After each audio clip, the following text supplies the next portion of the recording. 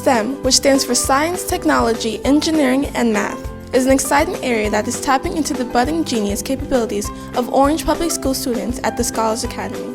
Instructor Regina Nadbielny explains and demonstrates the rich, colorful, interactive, creative environment her students work in to learn complex engineering skills. Tell me what you're doing. Playing Cubify and Again, it goes into the engineering because it is hands-on and building. They could go into science. A lot of the students have been making the connection between what they did in their science classes in their home schools. They said, oh, we learned about inclined planes, or we learned about levers. And the great thing is they were learning there, a lot of times on paper, and now they were able to build and make a connection with the real world as well. Because a lot of children are very visual learners, so when they have the manipulatives and they can build themselves, it's a lot easier than seeing a picture up on a smart board. Our first and second graders had a lesson a couple weeks ago in physics, learning about friction and spinning tops. And they were able to then make a spinning top of their own design using the Zone tools. And then we had a contest to see whose spinning top would spin the longest. And the students really enjoyed that as well. First, we went through the Learning Launcher, where students work again in pairs, going through the Learning Launcher on their own, learning about 4 different types of bridges: arch, suspension, beam, and truss, and saw pictures of that. And then they were building with the Connects pieces or with the Zone tools. We did this both with Connects and with Zone tool pieces. They had opportunities to build with both those types of bridges. After going through that for a couple of weeks and setting up PowerPoint presentations as well, so they would cement what they learned, we had a challenge where they were given a certain number, 15 rods. Well, actually, they chose what size rods, so they could select 15 rods and 15 connectors. The first challenge was to build the longest spanning bridge with no load, and they worked in small groups of 4 to that, about 3 groups or 4 groups of 4. The second challenge after that was to build the longest bridge with a load, a 5-gram load. So we had a small, actually what we used was the battery from the NXT robots, because that weighed about 5 grams, and it had to hold that weight. And they had a great time building because they could come up. Sometimes they thought the longest rod would make the longest bridge, but they found, they kept re-engineering and coming up with a longer bridge. They would re-engineer, go back to the design and the drawing and figure it out. Makey is the newest addition to our STEM lab. It actually controls your keyboard and your mouse. They first learn about conductors and what makes a good conductor, what doesn't, what makes a connection. And it comes with a small Makey board that's only about this big, a circuit board, and alligator clips, and a USB that plugs into the computer. And from that, they can take control of their keyboard, and they have a variety of materials they have available in the STEM lab to use as conductors. I brought in Play-Doh, so the students are able to actually go online. A lot of them have gone into their Kodu programs that they first coded, and they play against each other. Now they use Play-Doh to control the arrow keys and the WASD keys, so they can play against each other, but instead of hitting the arrows, they're hitting the Play-Doh, which takes the place of the keys. So they've had a lot of fun with that.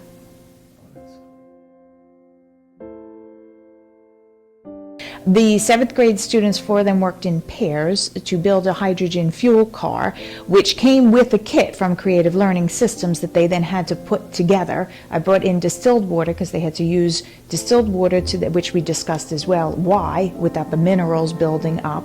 And then they had to connect it and see how it electrolyzes the water to then fuel the car. Then they had races with those cars. We went out into the hallway and they timed them. They had timers to see who went the fastest, who went the longest, and they kept a chart with that. And the next week they swapped out electrolyzing it to a solar panel that they put on the car, heated it up in the sun through the window, and then did the same tests and contests.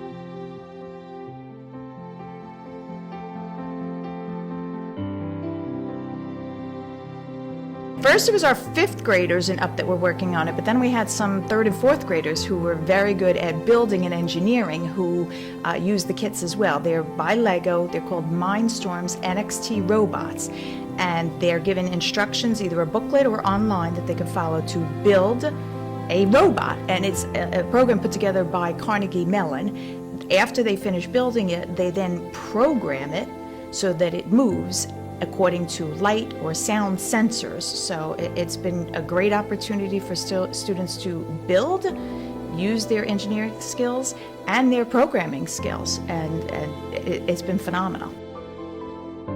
The simple machines we've been working on for a little while, 1st grade through 8th grade, where they were learning about 6 types of simple machines: lever, wheel and axle, pulley, incline plane, wedge, and screw.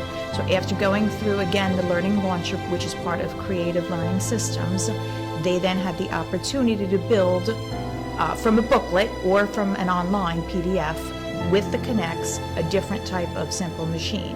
And they had an opportunity, they worked in pairs, and they had an opportunity to build several different types. And we had some very elaborate ones, from food mixers that they were able to put the motor on and plug in and have that move, wheelbarrows, wishing wells. They started with the younger ones, 1st and 2nd grade, we started with the simple ones with the lever, and they built seesaw, catapult, and worked their way up to incline machines and incline planes and wheels and axles. And we have a student, an 8th grade student, who built the Big Ball Factory out of Connects pieces. That took several months. At the end, he had a couple of 7th graders helping him as well. That's motorized plug-in, and the ball goes around on its own and travels 4 different paths. We have some video and pictures of that. And now we have 3 6th graders who are building a 2nd set of the Big Ball Factory using Connects. And that takes about 1,500 pieces of Connects and includes the 6 types of simple machines.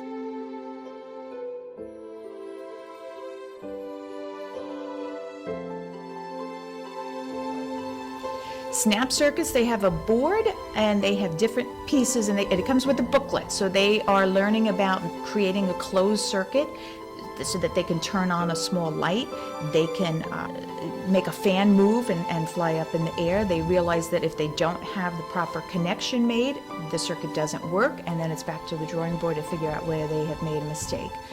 And we've been using this in the 3rd and 4th and 5th and 6th grades.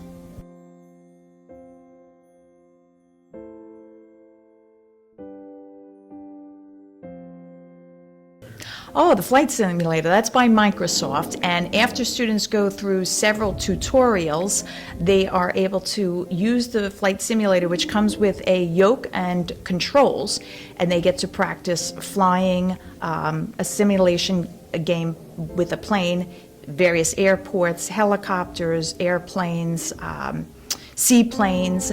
They learn to land, they learn to navigate, and they practice, and it's not easy. It's harder than it looks. They love it.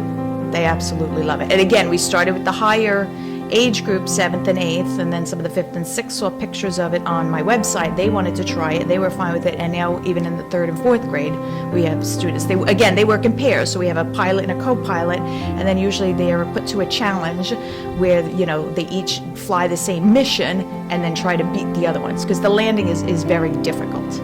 And the simulation, the graphics in the simulation are phenomenal. They're learning to collaborate, and there are times when somebody doesn't have the same idea, doesn't get along, and I will explain to them that is part of the real world. We don't always agree with somebody, and it's fine to disagree, but you have to learn to find a way to work together. So I think that's part of it. Using their hands-on skills, being able to design and create, I think that's giving them phenomenal skills that they will use in school and in real life. I've told a few of them they are engineers in the making. It is amazing to me, some of the 3rd and 4th, 5th and 6th graders who've put together with the Lego NXT robots, the pieces, the Connects pieces. We've been working with simple machines. A couple of students have built the Connects Big Ball Factory. It takes a lot of engineering skills, and I definitely see them going in that direction. And computer programming. I encourage many of the students to go into computer programming. That's my background. It's a great career. We're short in this country, computer science majors, and I definitely see some students with that ability as well. Working in Orange schools has been a very positive experience. We have a very dedicated staff. Everybody is devoted to our students. The nice thing is we get to take it to a higher level and extend what students are learning in their home schools and take it to the next level in the Scholars Program. The kids have been absolutely wonderful, a joy to work with. I really enjoy working with the gifted and talented students in Orange.